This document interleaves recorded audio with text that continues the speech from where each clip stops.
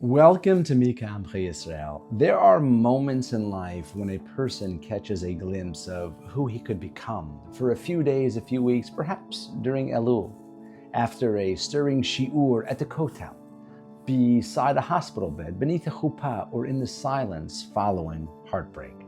Something inside him awakens. He prays differently, he speaks differently, he thinks differently. And then comes the real test, not whether he can become inspired for a moment, but whether he can refuse to return to being the person he once was. This week's Parahsat introduces us to the Nazir, a man who voluntarily elevates himself.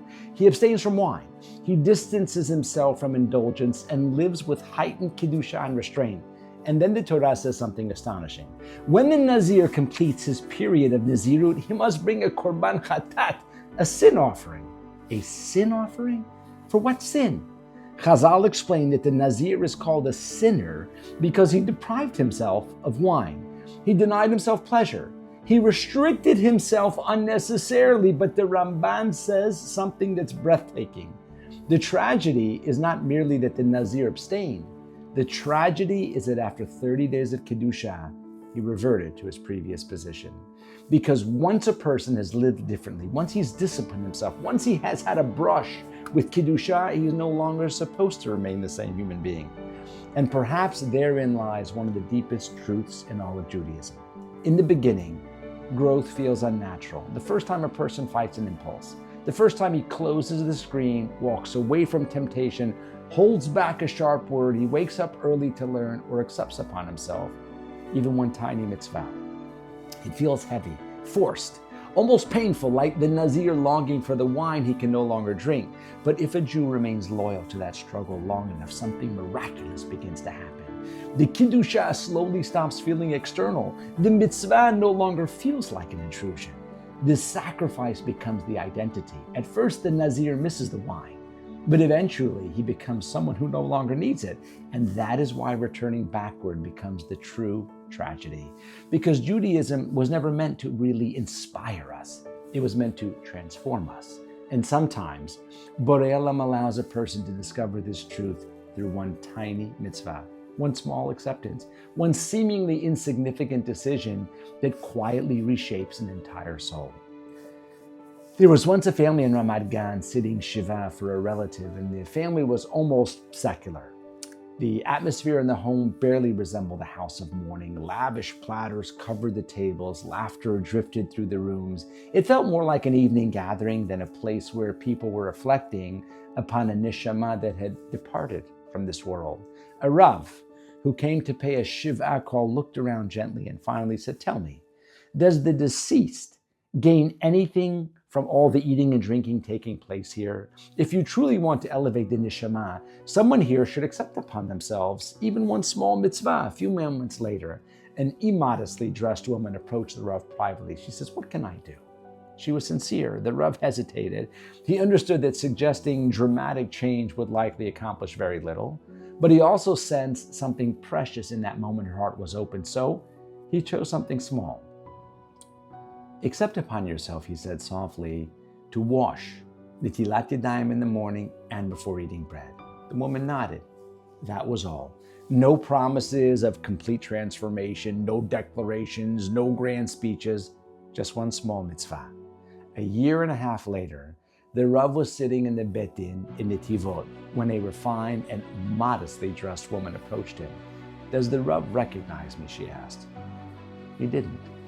"I'm the woman from the Shiva house in Ramat Gan," she said, "the one who accepted upon herself netilat yadayim." The Rav stared at her in disbelief. "What happened?" he asked her respectfully, and she began to tell her story. Several months after the Shiva, she and her husband traveled through India, backpacking across remote areas like many young Israelis do. One evening, after an exhausting day of hiking beneath brutal heat, they found themselves stranded quite far from civilization. Their water was gone and their strength was fading. All they had left was dry bread and a cluster of mushrooms growing nearby. The sun was beginning to disappear behind the mountains as they sat down to eat, and suddenly she froze. For months now, she had washed netilat yadayim every day before eating bread. At first, it felt awkward, yes, artificial, perhaps even restrictive, But over time, the mitzvah had quietly entered into her life. It no longer felt strange. It felt like her. So she stood up and began desperately searching for water among the rocks and the dirt. Her husband looked at her incredulously. We're in the middle of nowhere. He laughed at her. There's no obligation here. Just eat. But she refused. A Kabbalah is a Kabbalah, she said.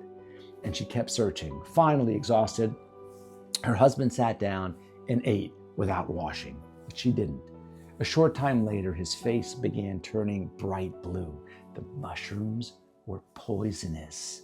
Within minutes, he collapsed unconscious onto the ground, and by the time that help arrived and they transported him to a hospital hours away, he was literally fighting within hours for his life. For 2 weeks, he hovered between life and death.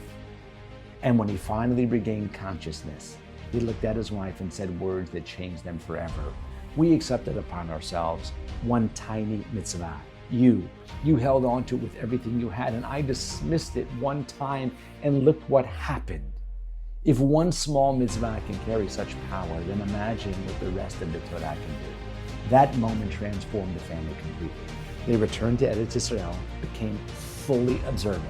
Their home became filled with Torah, Shiurim, Kiddusha, and spiritual growth for countless other people. But perhaps the most remarkable part of the story is not the miracle in the middle. It's the transformation that happened long before the mushrooms. At the beginning, Netilat Yadayim, it felt foreign to her. By the end, violating it felt impossible, and that is the Nazir. At first, holiness, Kiddusha, feels restricted, but if a Jew remains faithful long enough, holiness slowly becomes who he is. Ladies and gentlemen, the greatest tragedy is not when a Jew struggles. The greatest tragedy is when a Jew once touched greatness and then chooses to return to living beneath it.